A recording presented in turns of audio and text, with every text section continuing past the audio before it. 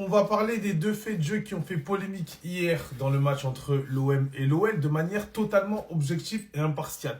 On va commencer par le contact entre Emerson et Morton.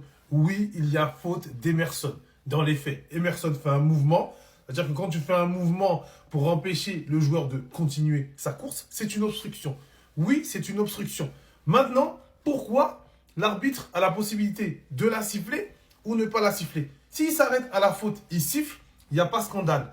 Mais en même temps, Abdelli récupère le ballon de manière propre.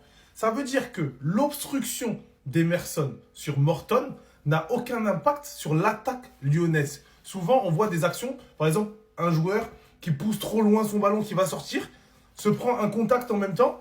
Il y a certains arbitres qui vont siffler faute et il y a certains arbitres qui ne vont pas siffler faute. Voilà, mais là, c'était à l'appréciation de l'arbitre, il a choisi de ne pas siffler.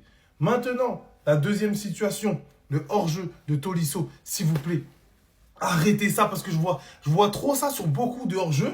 On nous met une caméra qui n'est même pas alignée, les gars. Vous jugez quelque chose sur une caméra qui n'est pas alignée. Et de la perspective où on est, on a l'impression que Tolisso est au même niveau, voire derrière Balerdi. Mais regardez là, le positionnement de la caméra. Vous êtes tous allés à l'école, je sais pas, je comprends pas. Si on tourne cette caméra et qu'on la met droite, vous verrez, parce que les lignes, elles ont été tracées. Les deux lignes ont été tracées. Certes, de très peu, mais vous verrez que le genou de Tolisso est légèrement devant le pied de Balerdi. Sauf qu'à la VAR, ils ont eu les bonnes caméras, mais nous, à la réalisation Ligue 1+, on n'a pas eu la bonne caméra. Il y a hors-jeu. De toute façon, hors-jeu, c'est hors-jeu ou pas hors-jeu. Que ce soit d'un centimètre, d'un millimètre ou d'un mètre, il y a hors-jeu.